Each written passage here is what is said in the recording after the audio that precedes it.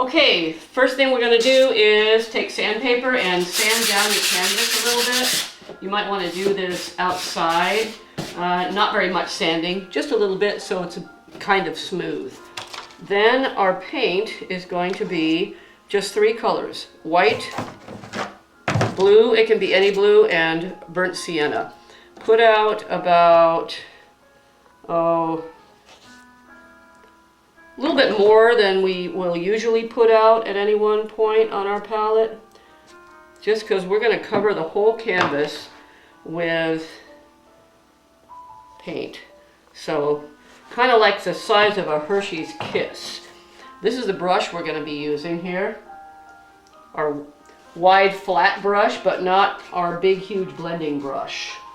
So,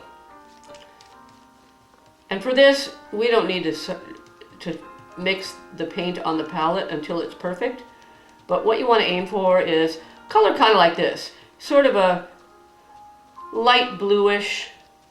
And also I have my squirt bottle handy. If it does start to dry out for some reason, I might give it a little squirt, but we do not want too much water in this. This is not a thin, super thin coating. It needs to be spreadable, so the consistency is kind of like frosting.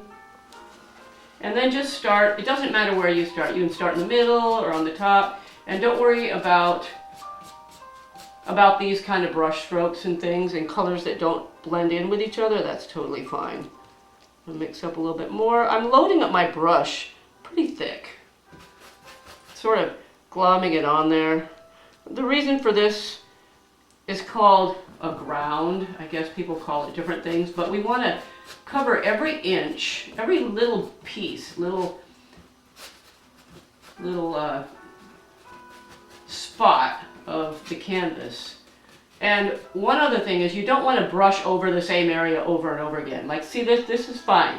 A lot of people tend to go over and over and over. The more you go over it at this point, you're going to start lifting paint. So just lay it on there. Don't worry about it. Put something on there, because acrylic is very forgiving.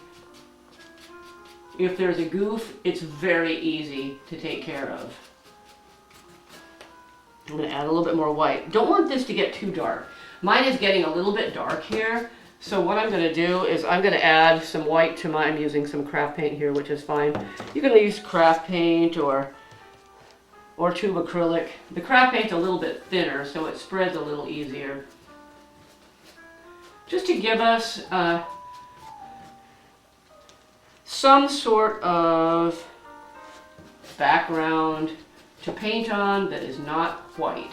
And don't worry if it's a little bit too dark or if it's much lighter than mine, that's fine. In this scene, we're going to be painting sky, so that's why I picked this color that's kind of similar. Okay, I'm almost done here.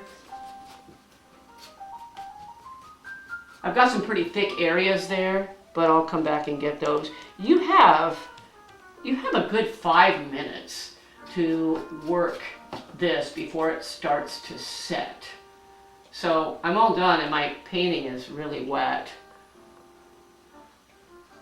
You guys who are working on 8x10s are going to have things smaller. This is a nice brush. It's one of my inexpensive pack brushes, but it's sort of soft, and so I'm just slightly dragging it over here.